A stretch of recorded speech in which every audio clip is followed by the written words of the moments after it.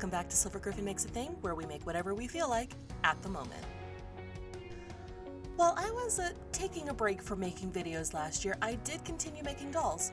One of these was a character from my favorite book series, The Heralds of Valdemar by Mercedes Lackey. This was the main character of the first trilogy written for the series, Herald Talia. Now, Talia isn't exactly my favorite character of the series, but she's definitely one of the most iconic. I would even argue she's sort of the flagship character, since she was the first and really does a great job of embodying the titular Heralds of Valdemar, and she does hold a soft spot in my heart that can't be denied. For anyone unfamiliar with the series, the Heralds of Valdemar primarily revolves around said heralds, who serve the monarchs of Valdemar by doing things like riding circuits of outlying regions of the country to spread news and new laws, judge local quarrels, review tax records and judgments to ensure everyone is being honest, aiding the law courts, acting as scouts, messengers, ambassadors, and occasionally spies, assisting the local guard and villagers against bandits and monsters, going off on important missions requiring the utmost of trustworthy folk. You name it, if it's necessary to keep the kingdom together, the heralds probably do it. They're described as the glue that keeps everything together at a couple of points, and that pretty well describes them. They have a variety of psychic gifts, a universal innate inclination to help people, and a strong drive to make the world just a little bit better. Pretty awesome folks all around. They're chosen for this task by the companions, horse-shaped magical guardian spirits of general goodness and awesomeness who form a lifelong psychic bond with their herald.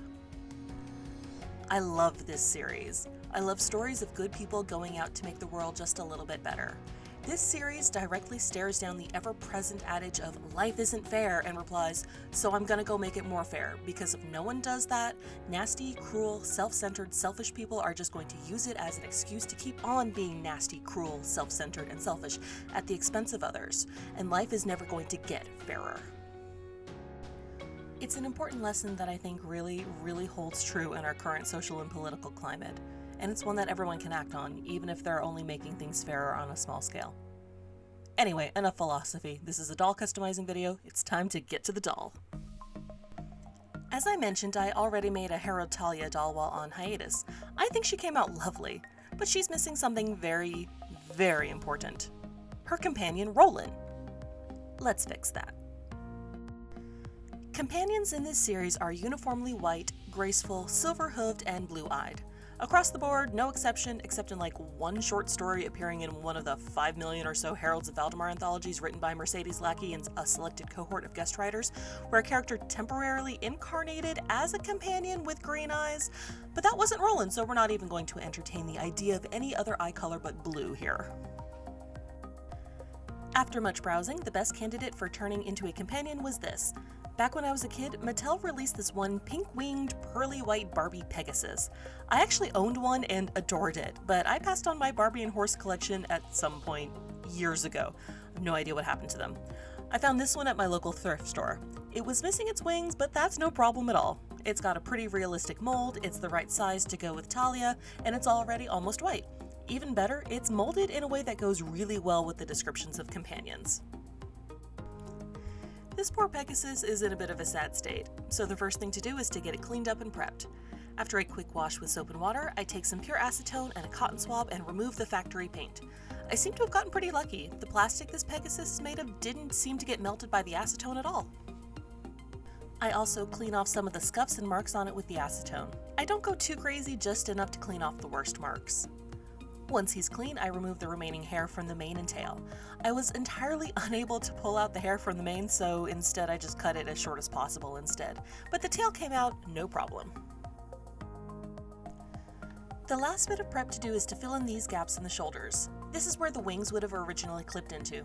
Companions don't need wings, so I break out the epoxy sculpt for all of 5 minutes to plug in these holes and to sculpt in the muscles to match the rest of the shoulders. With all the prep done, I sponge on a couple of thin coats of white gesso to prepare him for blushing. Gesso is a primer usually used on canvases for painting.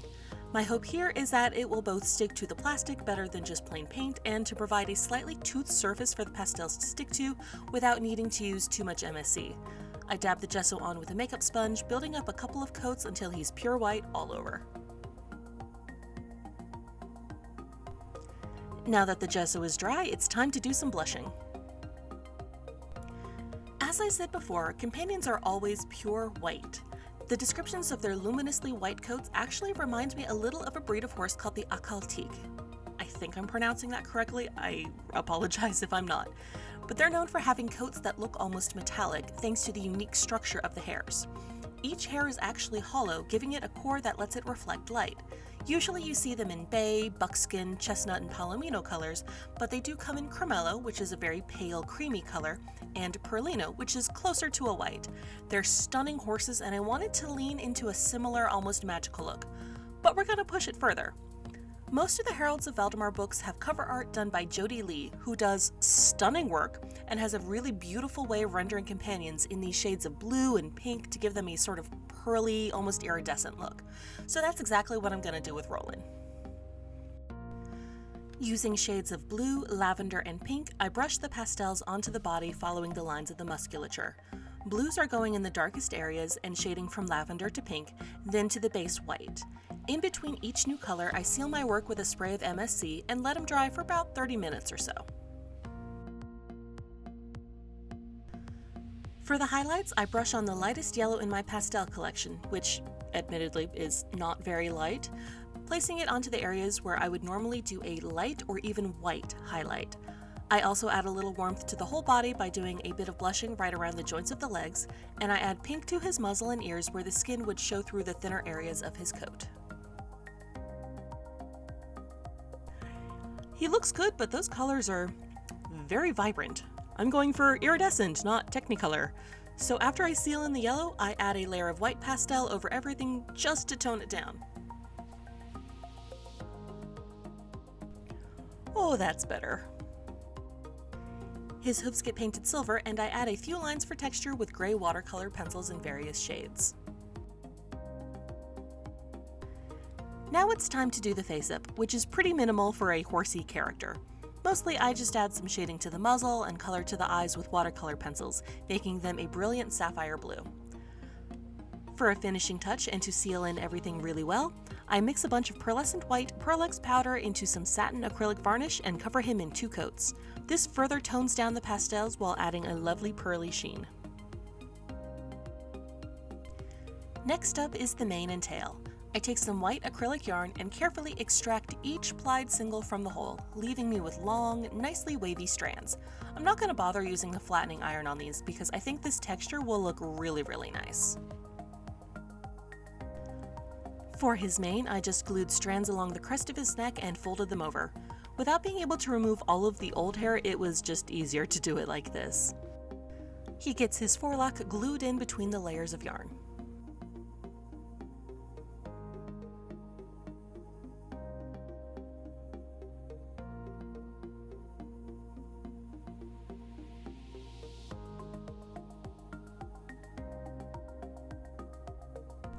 Taking a bundle of strands, I tie them together at the midpoint, fold them in half, and then tie the ends around the base to make a tail.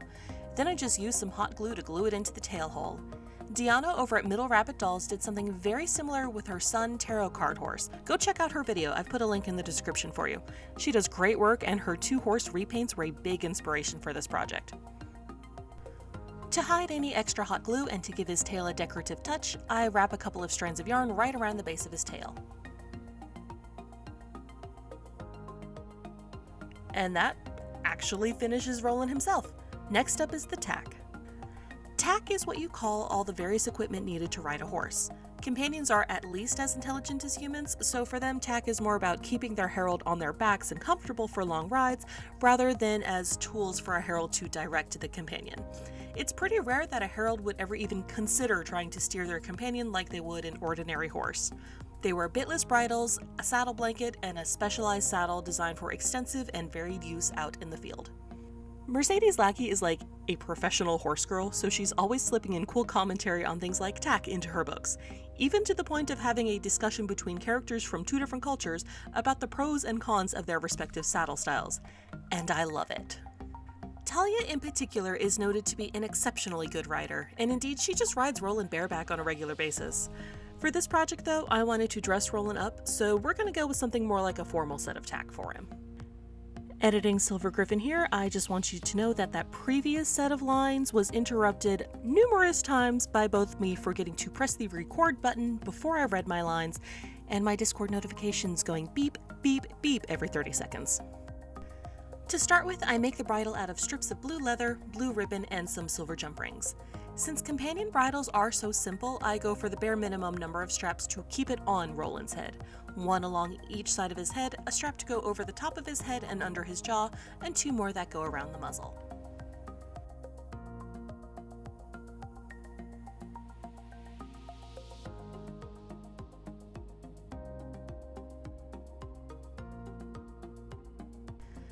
The reins are made from a length of silver cord clipped onto the bridle with some end caps that have little loops on them. These were just hanging around in my jewelry supplies collection.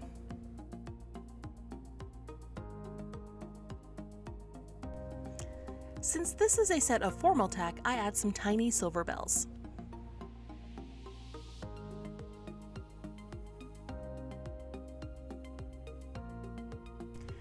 Next up is the saddle blanket. This is really straightforward. It's just a piece of blue felt that I hot glue a bit of silver ribbon around to make a trim. Saddle blankets are important because, among other things, they keep the saddle from chasing the horse or companion during long rides.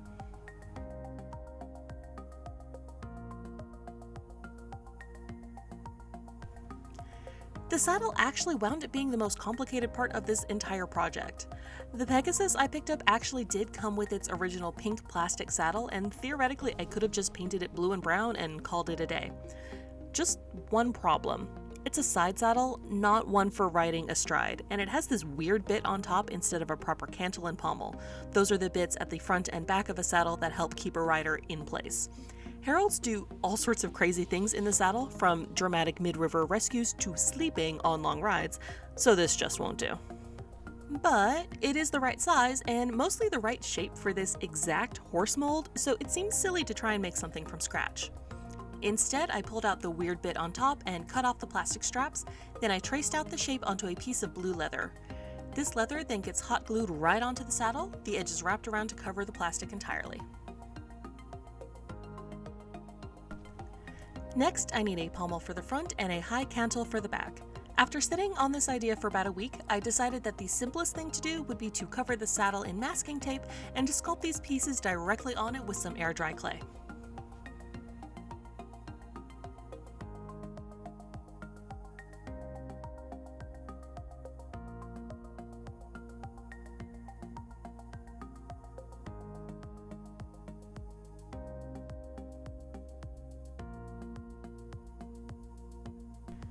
After it dried, I removed the pommel and cantle pieces, cleaned them up a little with my X-Acto knife, and dug out my leather scraps. I had a nice dark blue and a medium brown from this bag of scraps I picked up at a craft store. I traced out the sides of my saddle pieces onto the leather, cut out the scraps, and glued them into place.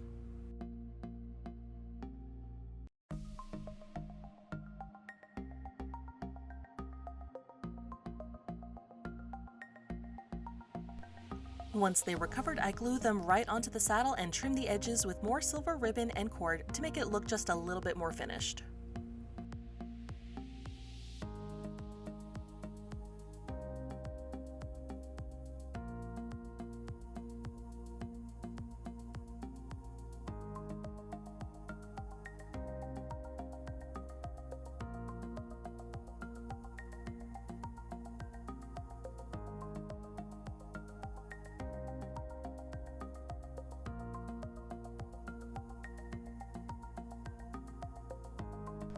Next comes the straps. I wanted nice sturdy straps that would wrap around the hindquarters and chest, as well as the main strap that goes around the belly. I also needed stirrups. All of those straps got cut out of a faux silver leather. For the rump and chest straps, I added bling by stitching more silver bells to the same thin blue ribbon I used on the bridle, then glued the ribbons onto the straps and then the straps to the underside of the saddle. For ease of removal, the chest strap is actually two chest straps. At the end, I added a little bit of Velcro, then whipped out the craft foam. I cut these into two little shield shapes and set them aside for the moment. I'll be turning those into a sort of clasp later on.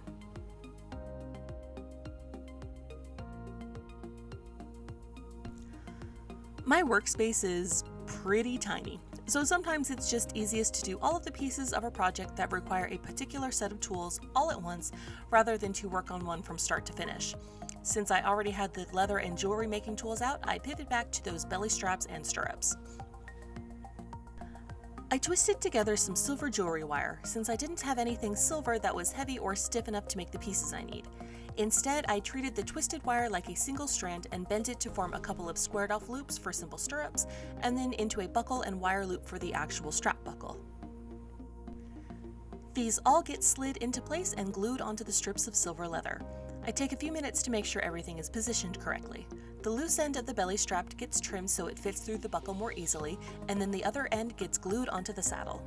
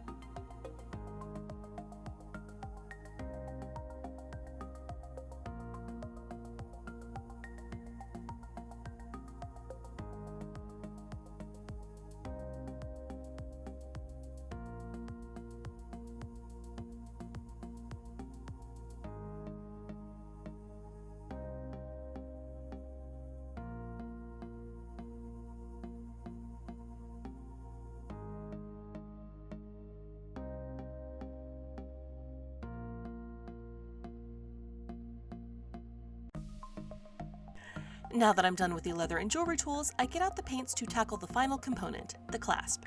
I simply paint one of my shield shapes silver and the other with the crest of Valdemar, a white winged horse breaking free of chains on a blue field. Then I just glue the two pieces together, glue some Velcro onto the back, glue the blanket to the saddle, and the saddle is done.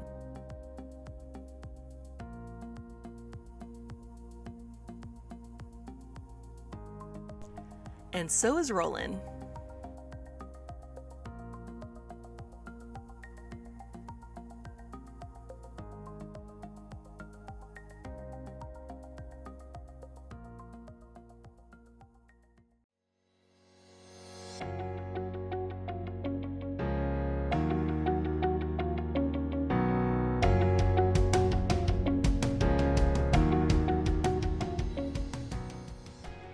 He came out so good.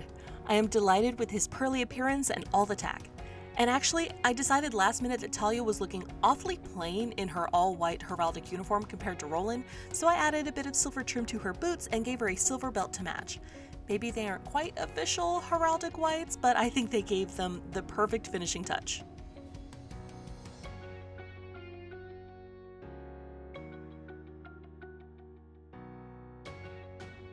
Doing a horse character was a lot of fun, and I'm thrilled to have this Herald and Companion pair on my collection now. Currently, they're sitting on top of the bookshelf I have set aside specifically for my Mercedes Lackey books. Yes, I have enough to fill a whole bookshelf. I'm actually running out of room on it.